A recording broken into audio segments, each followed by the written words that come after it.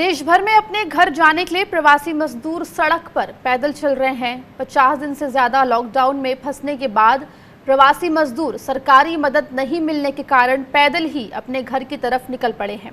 हम आपको प्रवासी मजदूरों से जुड़ी 3 तस्वीरें दिखा रहे हैं। जयपुर में घर पहुंचाने के नाम पर प्रवासी मजदूरों से कुछ लोगों ने पैसे की वसूली की।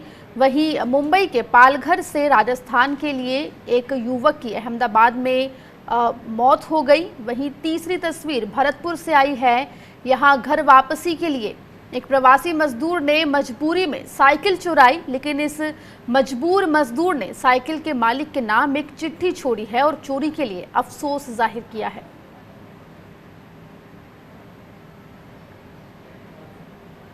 ट्रक मालिक आजकल मजदूरों की मजबूरी का फायदा उठाने में जुटे हैं। मजदूर हर हाल में घर जाना चाहते हैं, ऐसे में ट्रक मालिक उनकी मजबूरी का फायदा उठाने में जुटे हुए हैं। जयपुर में बिहार और यूपी के कई प्रवासी मजदूर फंसे हैं और वो घर जाना चाहते हैं। ऐसे में दलाल के जरिए ट्रक मालिक मजदूरों से मोटी रकम वसूल रहे हैं।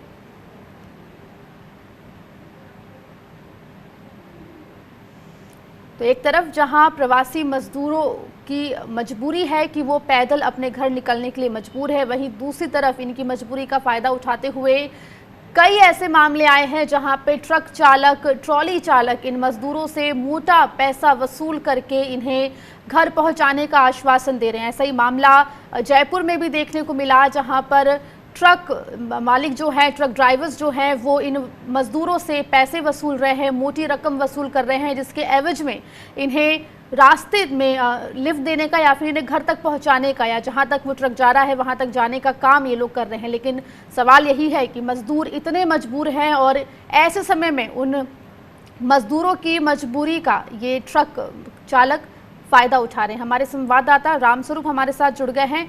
रामस्वरूप, मजबूर है मजदूर, साफ तौर पे दिखाई दे रहा है, पैदल चल रहे हैं, साइकिल पे जा रहे हैं और अब उनकी मजबूरी का फायदा उठाया जा रहा है। जो ट्रक मालिक है ये उनसे मोटा पैसा वसूल कर रहे हैं। सरकार इस ओर क्या ध्यान दे रही है? क्या इन्हें रोकने के लिए सरकार कुछ करती नजर आ रही है? देखिए, हालांकि 2 दिन पहले से हमने देखा कि जितने भी जो पैदल जाते हुए मजदूर हैं तो उनके लिए सरकार ने राज्य की सीमा तक छोड़ने के लिए बसों का इंतजाम कर दिया था। हालांकि श्रमिकों की तादाद इतनी ज़्यादा है कि सभी के लिए बसों की व्यवस्था होना बहुत संभव नहीं है। ऐसे में हमने देख रहा है कि बीती रात को हमने देखा कि बहुत ही संख्या में जो लोग हैं वो बसों का इंतजार करते हुए हम देखे गए। कई लोग जो है ट्रकों का सहारा लेकर के वहाँ जा रहे हैं। हालांकि अभी सुबह हमने देखा कि जो जयपुर के जो पटवारी हैं वो और कुछ और जो जिला प्रशासन के अधिकारी हैं वो जयपुर शहर के ठीक बाहरी जो इलाके हैं वहाँ पर वो बैठे हैं और वहाँ पर किसी भी तरह के कोई श्रमिक वहाँ पर आते हैं तो उनके लिए वो गाड़ी का इंतजाम कर रहे हैं। हालांकि संख्या बहुत कम है और जो तादाद है श्रमिकों की वो बहुत ज़्यादा है। ऐसे में जो सरकार के द्वारा प्रयास किए जा रहे हैं वो काफ़ी नाकाफ़ी नजर आ रहे हैं।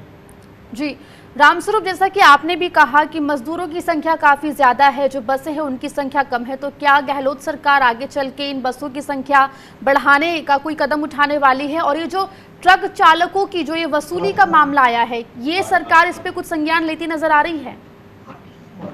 देखिए, कल से सरकार ने एक नया जो है आदेश जारी किया था कि जिसके जरिए अगर श्रमिक जितने भी हैं उनको पहुंचाने की जो जिम्मेदारी है वो सभी जो जिले हैं उन जिला कलेक्टर को कह दिया गया है कि जो उपखंड अधिकारी होंगे क्षेत्र के वो जिम्मेदार होंगे और उनकी जिम्मेदारी है कि कहीं भी कोई श्रमिक पैदल चलता हुआ नजर आए तो उनके लिए उनको रोके और उनके खाने के पीने का इंतजाम करें और साथ ही बसों की व्यवस्था करें। यानी कि जो एसडीएम होंगे वो अधिकृत होंगे बसों की व्यवस्था करने के लिए। वो जिला कलेक्टर को रिकमेंड करेंगे कि उन्हें कितनी बसें चाहिए, कहाँ के लिए चाहिए और जिला कलेक्टर रोड बस के एमडी को भी से मांग करेंगे। सरकार की नजर में कहीं ना कहीं ये पूरा मामला है और इस पर जो है सरकार जो कुछ बन पड़ रहा है वो करने की कोशिश में लगातार लगी हुई है। बहुत बहुत शुक्रिया रामस्वरूप तमाम जानकारी के लिए। राजस्थान के पाली के रहने वाले एक प्रवासी मजदूर की अहमदाबाद में मौत हो गई है। ये प्रवासी मजदूर लॉकडाउन के दौरान महाराष्ट्र के पालघर से पाली लौटने के लिए पैदल ही निकला था। 8 दिन में ये प्रवासी मजदूर 450 किलोमीटर पैदल चला था। अहमदाबाद पहुंचते ही इस युवक की हालत बिगड़ गई। उसके साथ चल रहे लोग इलाज के लिए उसे अहमदाबाद सिविल हॉस्पिटल ले गए, लेकिन इलाज के दौरान ही इस युवक की मौत हो गई।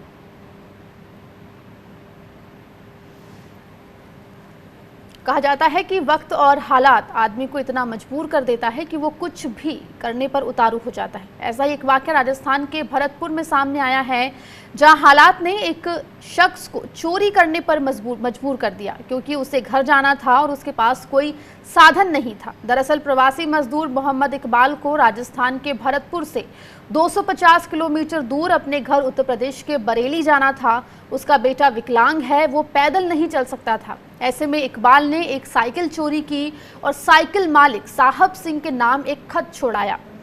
अपने खत में उसने लिखा कि मैं मजदूर हूं और मजबूर भी, मैं आपका गुनहगार हूं, आपकी साइकिल लेकर जा रहा हूं, मुझे माफ़ कर देना, मुझे बरेली तक जाना है, मेरे पास कोई साधन नहीं है और दिव्यांग बच्चा है जो चल नहीं सकता, उसी के लिए ऐसा उसे करना पड़ रहा है।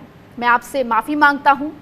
इस चिट्ठी के जरिए आप मजदूरों के दर्द को समझ सकते हैं कि प्रवासी मजदूर किस पीड़ा और मजबूरी से गुजर रहे हैं।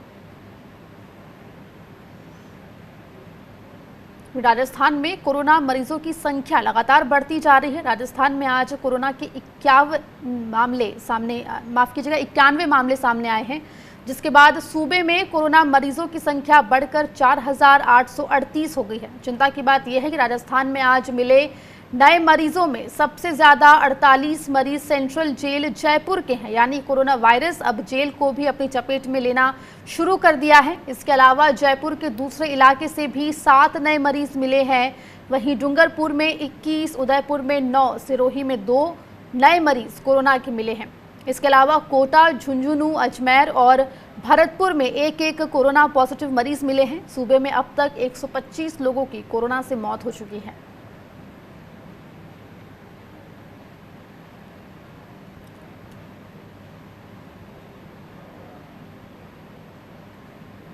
उधर जोधपुर में 24 घंटे में 31 नए मरीज मिलने के बाद हड़कंप मच गया। जोधपुर में कोरोना पॉजिटिव मरीजों की संख्या बढ़कर 986 हो गई है।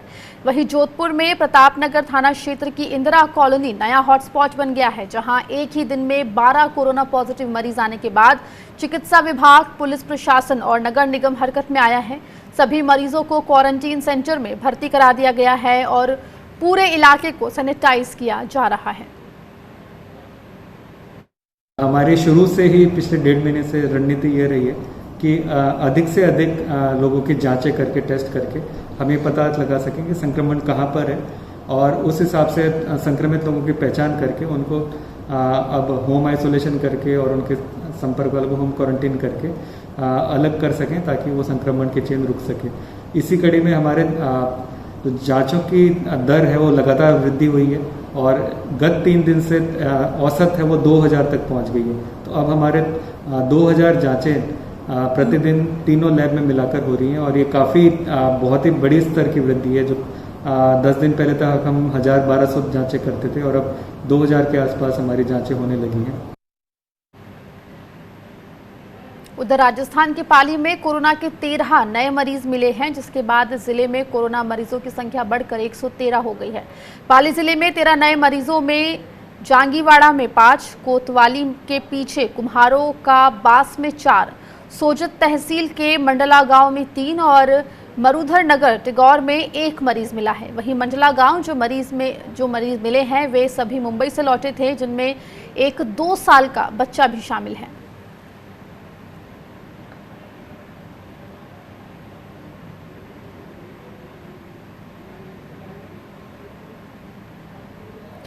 जोधपुर एम्स से बीएसएफ के 42 जवानों को छुट्टी दे दी गई है। अस्पताल से छुट्टी मिलने पर जवानों ने डांस किया, साथ ही वंदे मातरम और भारत माता की जय के नारे भी लगाए। इस मौके पर डॉक्टर्स और स्वास्थ्य कर्मियों ने भी उनका हौसला बढ़ाया। आपको बता दें कि कुछ दिन पहले दिल्ली से लौटे बीएसएफ के 42 जवान कोरोना वायरस संक्रमित पाए गए थे, जिन्हें इलाज के लिए जोधपुर एम्स में भर्ती कराया गया था। बीएसएफ के जो भी जवान, जो हमारी टुकड़ी बटालियन थी, जिसमें से जिनके सैंपल हमने 5 तारीख को लिए थे और जिनमें पॉजिटिविटी आई थी, 42 बीएसएफ के जवान थे जो पॉजिटिव आए थे 5 तारीख को सैंपलिंग में। और उसके बाद से लगातार वो एम्स के अंदर ही एडमिट हैं और आज उनको जो आईसीएमआर की न्यू गाइडलाइन है, उस गाइडलाइन के अकॉर्डिंग 10 डेज कंप्लीट होने के बाद में, और सभी बिल्कुल असिम्टोमेटिक हैं, बिल्कुल स्वस्थ हैं, उसके बाद में इनको एम्स के द्वारा आज डिस्चार्ज किया जा रहा है और डिस्चार्ज करने के बाद में बीएसएफ की जो इनकी क्वारंटाइन फैसिलिटी है तो वहाँ पर हो जाएगी। राजस्थान स्टेट एड सोसाइटी के अधीन कार्यरत संविदा कर्मी वेतन बढ़ोतरी की मांग को लेकर प्रदर्शन कर रहे हैं। वे हाथों पर काली पट्टी बांधकर विरोध प्रदर्शन कर रहे हैं। उनका कहना है कि नाको द्वारा वित्तीय वर्ष 2020-21 में मेडिकल ऑफिसर और सीनियर मेडिकल ऑफिसर के पदों पर ही सैलरी बढ़ोतरी की है, लेकिन अन्य वर्गों के संविदा कर्मियों की वेतन को नहीं बढ़ाया गया है। वे लोग इसी दोहरी नीति का विरोध कर रहे हैं।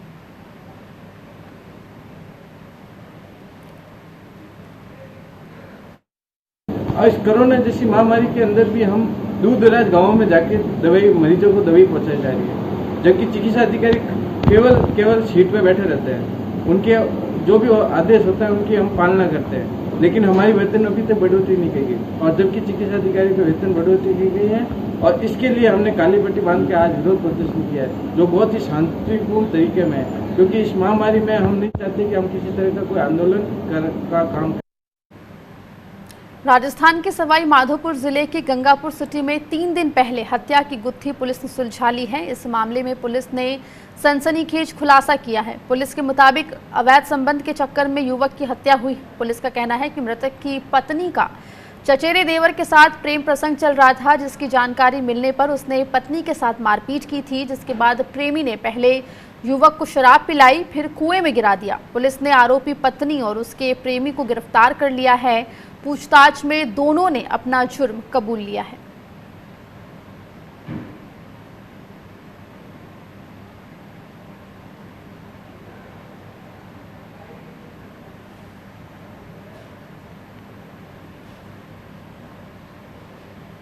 उधर जोधपुर में शहीद राजेश बिश्नोई को अंतिम विदाई दी गई। Rajesh Bishnoi army core 505 battalion में अरुणाचल प्रदेश में तैनात थे।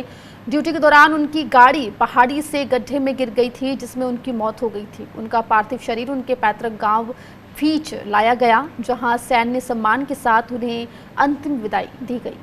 राजस्थान की और खबरों के लिए रुख करते हैं न्यूज रूम का, जहां मौजूद है स्वराज एक्सप्रेस के सलाहकार संपादक Pankaj Srivastava. Over to you Pankaj. शुक्रिया आकांक्षा। राजस्थान से कुछ बहुत महत्वपूर्ण खबरें हमारे साथ हैं इस समय, खासतौर पर जो रेल किराए का मसला है, जिसको लेकर केंद्र सरकार ने या रेलवे ने यह दावा किया था कि 85% की सब्सिडी दी जा रही है और 15% राज्य सरकारें देंगी। लेकिन अभी दैनिक भास्कर की एक पड़ताल में खासतौर पर राजस्थान को लेकर जो सामने आया है, उसमें ये पता चला है कि जो पहले टिकट होते थे आम दिनों में, उससे भी ज़्यादा, या जो ये स्पेशल ट्रेनें चल रही हैं उससे भी ज़्यादा टिकट इसमें लिया जा रहा है और सारा पैसा राज्य सरकारों से लिया जा रहा है। इसकी कुछ इन्होंने पड़ताल की है और कुछ बानगी देने की भी कोशिश की है, जिसमें ये बताया है कि राजस्थान सरकार के आग्रह पर रेलवे ने जालौर से गोरखपुर के लिए एक स्पेशल ट्रेन चलाई। इसमें 1200 श्रमिक गए थे। 1394 किलोमीटर की ये दूरी थी और बेसिक किराया और अन्य शुल्क जोड़कर सरकार से प्रति टिकट 620 रुपये जमा कराए गए। यानी राजस्थान की गहलोत सरकार ने 620 रुपये प्रति टिकट रेलवे को दिया। और असल में आम दिनों में इतनी ही दूरी के लिए 541 रुपये बेसिक किराया है और 590 रुपये अन्य शुल्क जोड़ दिए जाएं तो इसमें लगते हैं। यानी 30 रुपये स्पेशल जो ट्रेनें चल रही हैं वो ज़्यादा वसूल रही हैं। इसलिए जो सब्सिडी की बात कही गई थी वो पूरी तरह से गलत है। वैसे ही जोधपुर से बलिया का उदाहरण है, जिसमें कि 590 रुपये किराया लिया गया, जबकि आम दिनों में सिर्फ 560 रुपये लगते हैं। बाड़मेर से बाबूधाम मोतीहार का भी एक यहाँ पे वाकया है, जिसमें बताया गया है कि कितने ज़्यादा पैसे इसमें लिए गए हैं। 645 रुपये एक यात्री का किराया बनता है और लिया गया है 675 रुपये। तो कुल मिला के जिस तरीके से ये रेलवे का पूरा जो ये मसला था कि मज़दूरों को मुफ्त में पहुंचाया जाएगा, ये पूरी तरीके से इस पड़ताल में झूठा साबित हुआ है।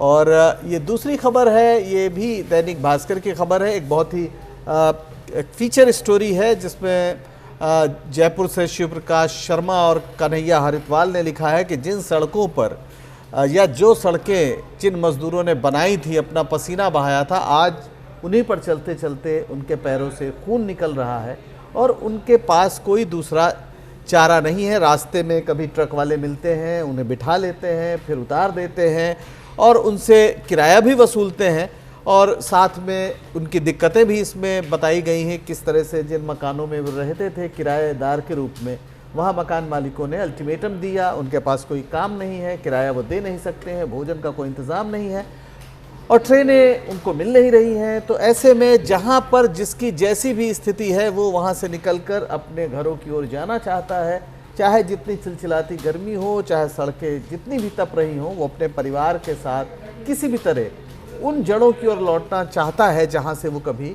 निकलकर यहाँ आया था। और राजस्थान पत्रिका की एक खबर है जो बता रही है कि राजस्थान में अचल संपत्ति खरीदना और बेचना अब महंगा हो गया है। यानी राजस्थान सरकार ने एक उपकर हुआ करता था जो लगता था 10%, उसे अब 20% कर दिया गया है। ये प्रदेश में गाय और उसकी नस्ल के संवर्धन के लिए मार्च 2017 में ये उपकर लगाया गया था और अखबार का कहना है कि इस आदेश से लोगों की जेब पर बोझा बढ़ेगा। हालांकि ये वो दौर है जब शायद खरीद बिक्री अचल संपत्तियों की नहीं हो रही है, एक चिंता की भी बात मानी जाती है। और भीलवाड़ा के बारे में हमने सुना कि भीलवाड़ा मॉडल के बारे में सुना, कितना ज़बरदस्त वहाँ काम हुआ। राजस्थान सरकार ने भीलवाड़ा में ना फैलने पाए कोरोना, इसको लेकर बहुत गंभीर काम किया था। उस भीलवाड़ा में अभी फिर 5 दिन बाद नए 6 पॉजिटिव केस आ गए हैं और कुल आंकड़ा 49 हो गया है। अब तक 38 लोग रिकवर हो गए हैं और इसमें जो 6 नए कोरोना पॉजिटिव केस आए हैं, इसमें रायपुर से 3 हैं, करेड़ा, सहाड़ा और मांडल में एक संक्रमित मिला है।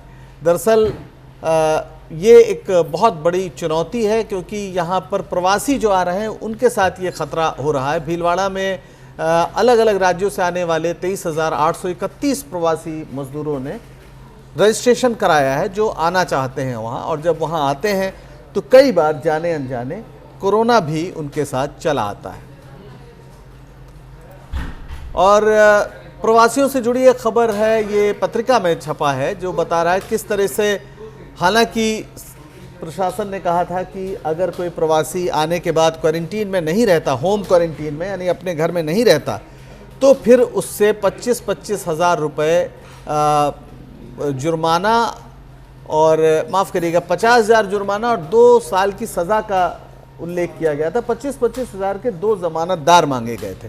इसके बावजूद ऐसा देखा गया है कि बहुत से प्रवासी इसका जो लौट कर आए हैं इसका पालन नहीं कर रहे हैं। ये पाली से खबर है और कोरोना संक्रमण के बाद पाली ज़िले में 80,000 के करीब प्रवासी आए, ट्रेनों से, निजी वाहनों से और बसों से पहुँचे हैं और कहीं न कहीं कोरोना का इन्फेक्शन इससे फैलने का ख़तरा बन गया है।